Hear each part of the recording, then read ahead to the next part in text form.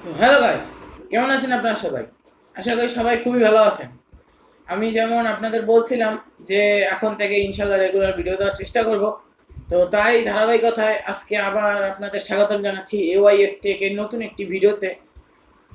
গত ভিডিওতে আমি যেমন আপনাদের বলছিলাম যে আবারও খুবই শীঘ্রই দেখা হবে এবং এখন থেকে রেগুলার হওয়ার চেষ্টা করব। সেই জন্যই আমি আজকে আবার আসলাম। আজ সকালেই আমি ভিডিওটা আপলোড করছি যে হোয়াটস ইনসাইড এ গ্লো গান।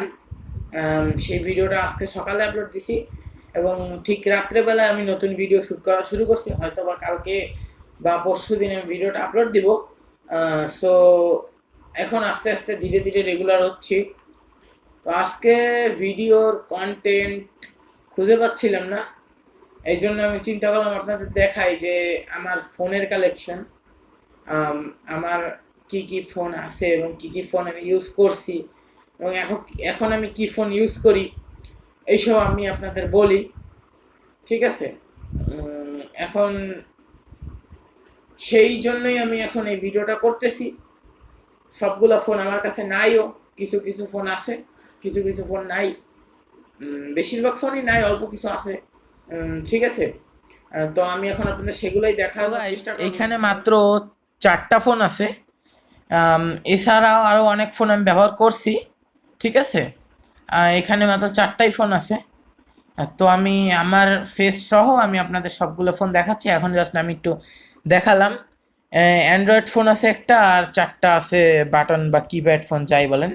ঠিক আছে? এই 4টা ফোন বর্তমানে আছে, যেগুলো আমি ব্যবহার করছি। বাকি অনেকগুলো দিয়ে দেওয়া হয়েছে, অনেকগুলো নষ্ট হয়ে গেছে, ফেলে দিছি। এছাড়া অনেক মানে হারাই গেছে বা এরকম অনেক কিছু হয়েছে।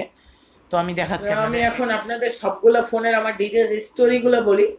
ঠিক আছে? আমার সর্বপ্রথম ফোন ছিল নোকিয়া 1200 মডেল। এখন নোকিয়া 1200 মডেলের যদি কোনো ছবি পাই আমি এই জায়গাটায় ইনক্লুড করে দেব, আর যদি না পাই তাহলে তো কিছু করার নাই। ঠিক আছে? সর্বপ্রথম ফোন আমি চালাইছি নোকিয়া 1200 মডেল, যেটা ছিল সম্ভবত আমার বড় মামার। উনি আমাকে দিছিল ওইটা, উনি দিছিল ছোটো মামাকে, ছোটো মামা আমাকে দিছিল। এবার নোকিয়া 1200 সর্বপ্রথম আমার ফোন ছিল। তারপরে আমি চালাতাম একটা সিম্ফনি বি টুয়েলভ, যেটা ছিল আমার নানার ফোন। সে আমাকে দিয়েছিলেন এই ফোনটা চালানোর জন্য। তা আমি কয়েক কয়েকদিন চালাইছিলাম, হয়তো বা 7-8 মাস চালাইছিলাম। তারপরে ফোনটা কাউকে একজনকে দিয়ে দেওয়া হয়েছিল। তো সেইটারও যদি আমি পিক পাই তাহলে উপরে কোনো এক জায়গায় আমি অ্যাটাচ করে দেব, কিন্তু পিক যদি গুগলে না পাওয়া যায় তাহলে তো কিছু করার নেই। এই তারপরে আমি একটা অ্যান্ড্রয়েড ফোন ছিল, যেটা মূলত আমার আম্মুর ছিল পুরনো ফোন। ইসে ম্যাক্সিমাসের কোনো একটা মডেল ছিল, সেটা আমার সঠিক করে খেয়াল নাই। মডেল যেহেতু খেয়াল নাই সেটার পিকও আমি দিতে পারবো না। সেটা হচ্ছে কি অনেক হেভি ওয়েটের একটা ফোন ছিল, মানে অনেক শক্ত ফোন ছিল। যে ধরেন ওই ফোনটা আমাদের একবার 4তলা থেকে নিচে পড়ে গেছিলো, কিন্তু ফোনটা তেমন কিছুই হয় না, খালি গ্লাসে হালকা একটা ক্র্যাক আসছিল। এছাড়া ফোন অনেক মজবুত ছিল। এরপরে আমার আব্বুর একটা এইচটিসি ফোন ছিল, যেটা চালাইতাম আমি। ওইটারও মডেল আমি জানি না, সো স্পিক আমি দিতে পারছি না, সরি এই জন্য। চালাইতাম বলতে ওইটা নষ্ট হয়ে গেছিলো, তারপরে আমার কাছে 1-2 মাসের মতো ছিল। তারপরে সম্পূর্ণ ফোনটা ডেড হয়ে গেছে। তারপরে হয়তো বা কাউকে এটা দিয়ে দেওয়া হয়েছে। মানে আমরা আমাদের যখন নিজেদের বাড়ি থেকে এই বাড়িতে ফ্ল্যাট কিনছে, তখন আমরা শিফট করে যখন আসছি তখন ওইটা কাউকে দিয়ে দেওয়া হয়েছে। এবার তারপরে তারপরে ফোনগুলো প্রায় এখানেই আছে, দুই একটা একটু আগে পিছিয়ে আছে, তো এইগুলো আমি আপনাদের দেখাই। তারপরে আমি চালাতাম এই ফোনটা। ঠিক আছে? এইটা ব্ল্যাক কালার দেখতেছেন, এইটা। ঠিক আছে? এটা চলবে না কারণ এটা ব্যাটারি নাই। এটার মডেল হচ্ছে কিংস্টার P2। এইটা আমার বড় মামার ফোন ছিল। তা বড় মামা আমাকে দিছিলেন। এইটার কালার ছিল ইয়েলো। তো এটার কালার ছিল ইয়েলো। এখন একটা ফানি বিষয় হচ্ছে, এটাকে আমি ব্লু কালার করছিলাম, কিন্তু ফানি বিষয় এটা না, ফানি বিষয় হচ্ছে যে ব্লু কালার করে পিছনে আমি এইখানে একটা অ্যাপেলের লোগো লাগাইছিলাম। তো সবাই যখন দেখতো হাসতো ফোনটা দেখে। আমি ছোট ছিলাম, অ্যাপেল ফোন, আইফোন অনেক বড় কিছু মনে করতাম। তো এটার পিছনে একটা অ্যাপেলের লোগো ছিল এই জায়গাটায়। হয়তো আপনারা ব্লু কালার হালকা হালকা দেখতে পাবেন, স্প্রে কালার। আমি শেষ হয়ে গেছে, ঠিক মতো ব্ল্যাক মারতে পারি নাই। তো এইখানে আমার অরেঞ্জ কালার একটা অ্যাপেলের লোগো ছিল, আর ব্লু কালার ছিল পুরো ফোনটা।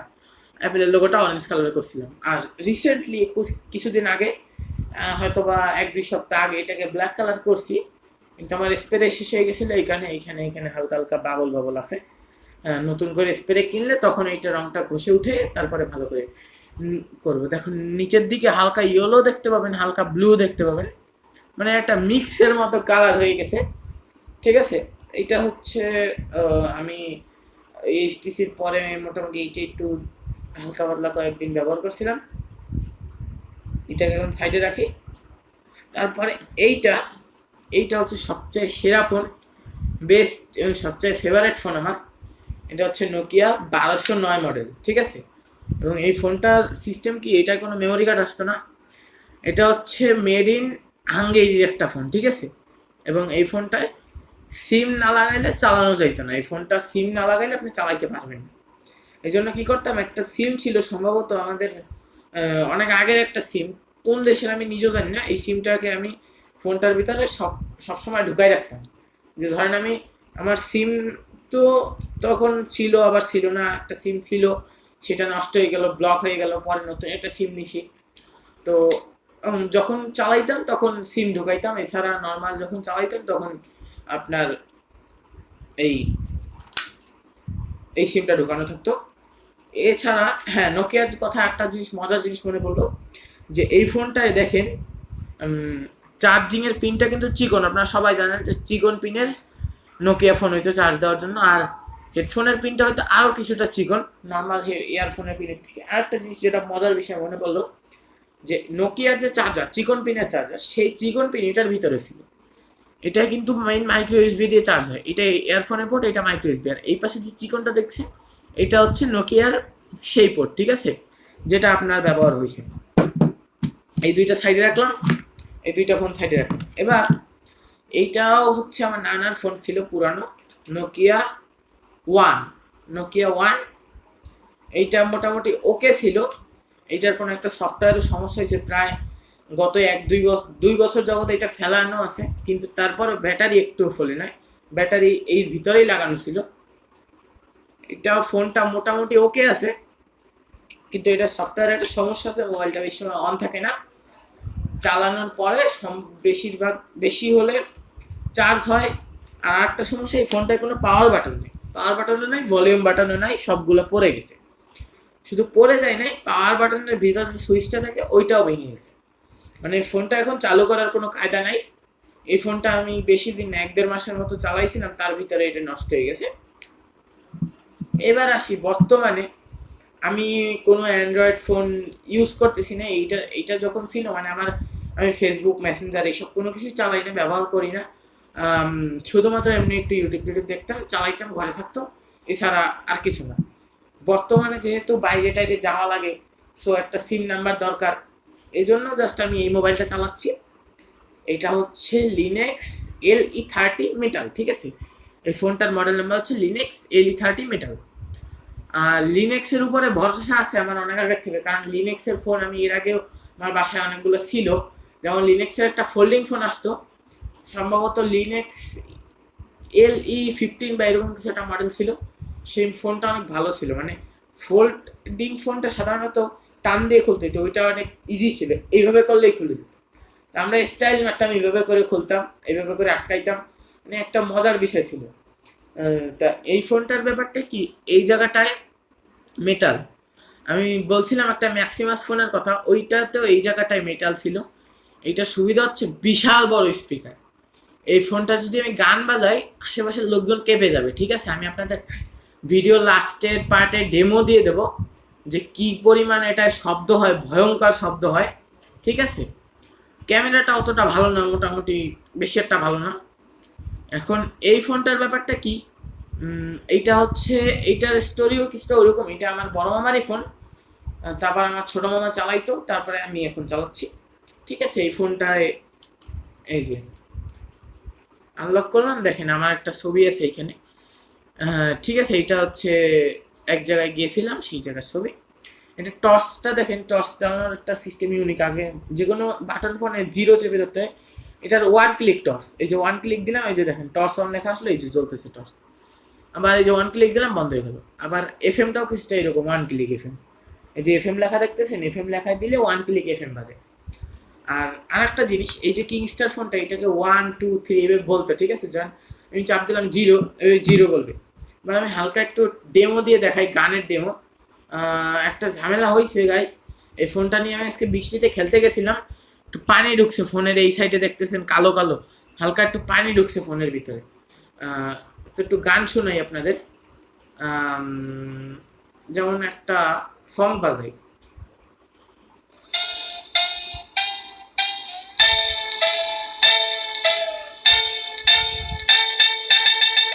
এই পর্যন্ত থাক গাইস, অনেক জোরে বাজবে, সো দরকার নাই আর। তো আপনারা তো বুঝতে পারছেন যে কি আকারের ভয়ঙ্কর সাউন্ড এই ফোনে। তো আর আমি বলি যে কোন ফোন দিয়ে আমি শ্যুট করি ভিডিও টিডিও। কখনো কখনো আমি ওপো A1 কে দিয়ে শ্যুট করি, মানে আগে করতাম। গত ভিডিওটা আর এই ভিডিওটা আমি শ্যুট করতেছি নোকিয়া 1.4 দিয়ে, ঠিক আছে? তো নোকিয়া 1.4 দিয়ে শ্যুট করতেছি। আগের সবগুলো ভিডিও আমার ওপো A1 কে দিয়ে শ্যুট করা হয়েছে। কিন্তু ওপো A1 কে যে একটা সমস্যা হয়েছে, সেটা হচ্ছে আপনার যে সরি, ওপো A1 কে একটা সমস্যা হয়েছে যে ওইটা হচ্ছে ডিসপ্লেটা ফেটে গেছিল। তারপর আমরা চেঞ্জ করছিলাম, চেঞ্জ করার কারণে এটা সেলফি ক্যামেরাটা একটু ঘোলা হয়ে গেছে। কারণ সেলফি ক্যামেরা দিয়ে ভিডিও করি আমি, সেলফি ক্যামেরাটা একটু ঘোলা হয়ে গেছে, ঠিক আছে? এই কারণে আপনার এই সমস্যাটা হয়েছে যে ওইটা দিয়ে এখন আমি শ্যুট করি না, এখন আমি নোকিয়া 1.4 দিয়ে শ্যুট করি। বেশিরভাগ মোবাইলে আমার বড় আমার, যেমন এখন আমি শ্যুট করতেছি নোকিয়া 1.4 দিয়ে, এটাও আমার বড় মামার ফোন, ঠিক আছে? তো আমার বড় মামাকে একজন এটা গিফট করছিল, আমার আর এক মামা, উনি গিফট করছিল এই ফোনটা, ঠিক আছে? এখন আপনাদের এইটাই দেখানো ছিল আজকে। সো কন্টেন্টের অভাবে ফোন দেখাচ্ছি। অনেকে বলবেন যে শো অফ করতেছে, কিন্তু আসলে না, শো অফের কিছু নাই। বেশিরভাগই হচ্ছে সব বাটন মোবাইল এইগুলো সব। এখন তো গাইস, এই ছিল আজকের আমাদের ভিডিও। আশা করি আপনারা সবাই ভালো আছেন। আসসালামু আলাইকুম, আল্লাহ হাফেজ, টাটা অ্যান্ড বাই।